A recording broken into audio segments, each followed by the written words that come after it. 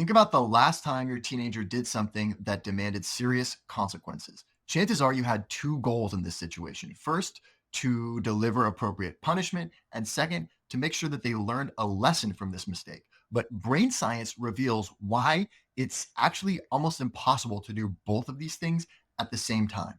Today, I'm going to explain why this happens and show you how to actually deliver discipline in a way that teaches the lesson you want your teen to learn. Let me tell you something fascinating about what happens in your teenager's brain during discipline. You know that moment when you're trying to deliver serious consequences and important life lessons and your teen just kind of shuts down? Maybe their eyes glaze over, they get defensive, their body language closes off, and they stop responding to you.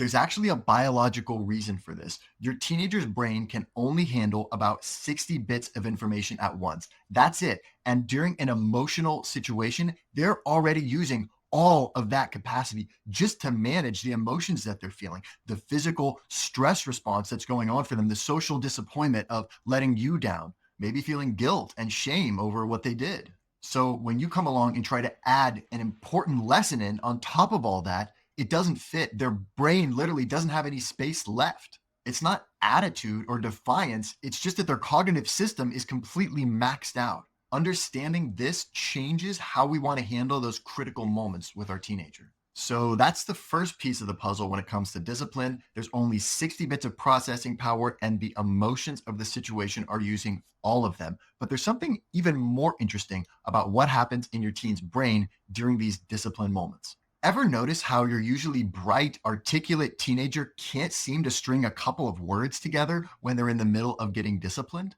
There's actually something fascinating going on in their brain that explains what's happening.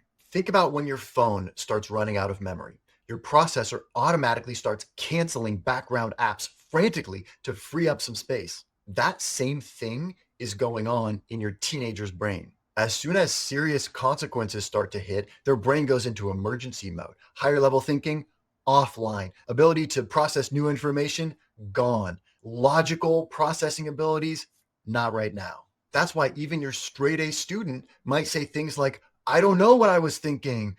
I'm not sure why I did it. They're not necessarily lying. They're in an intense situation and their processing power has gone offline while they focus on handling these intense emotions. So that's one important idea, how our teenager's brain dumps important processes when they're stressed out. But there's another layer to this also that most parents completely miss. You know that frustrating moment when you're trying to have a simple conversation with your teen about what they did wrong and their brain can't even remember basic information or why they made certain decisions? Something really interesting is happening in their nervous system.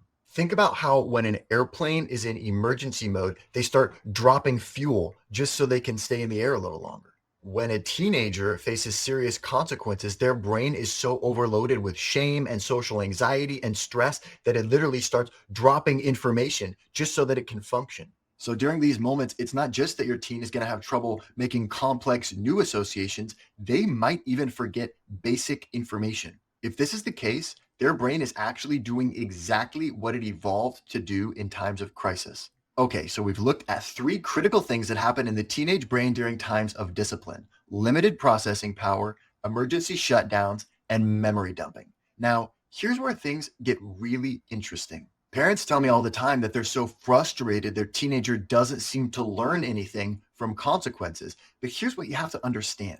Trying to teach your teen a lesson when their brain is in emergency mode is like trying to install an important update on your phone while it's crashing. It doesn't matter how important the new software is. The system literally can't handle new information right now. When your teenager's brain is fully consumed with handling an emotional emergency, there's no space left for processing lessons or understanding consequences. This isn't about them being stubborn or difficult. Their brain is doing exactly what it needs to in that moment. So now we understand why teens can't learn something important during discipline, but that leads us to when they actually can learn. When your teenager's brain is processing a serious incident, there are actually three distinct phases that they need to go through. It's kind of like watching a storm system move through your area on the Doppler radar.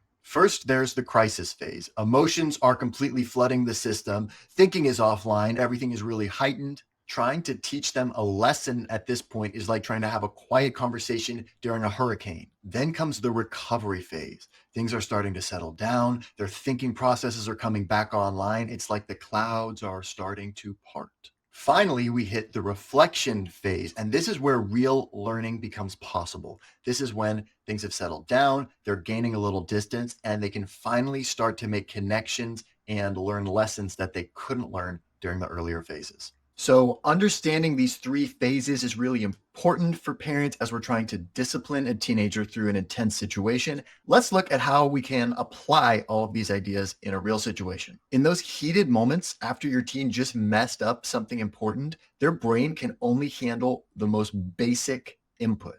Think about trying to give someone complex instructions during a fire alarm. It's not going to work. Your teenager's brain is in exactly that same mode when they're getting in trouble for something. That's why we need to keep these moments really, really simple. Just state what happened, tell them the consequence, and end the conversation. No lectures, no explanations, no life lessons. Your parental instincts are going to be screaming, no, they need to understand. They need to learn their lesson. But just calm down. Wait until your teen has had some time to reflect, and then you can introduce the lesson. Let's recap what we've learned about the teenage brain and discipline. The cognitive system has strict limits during times of stress. Trying to teach during consequences is not going to work. There are natural learning windows that open up as the emotions settle down. Work with your teenager's natural brain rhythms rather than against them. I hope you found this video helpful. If so, please consider subscribing. Every day on this channel, we dive into the science of teenage behavior and explore strategies that actually work.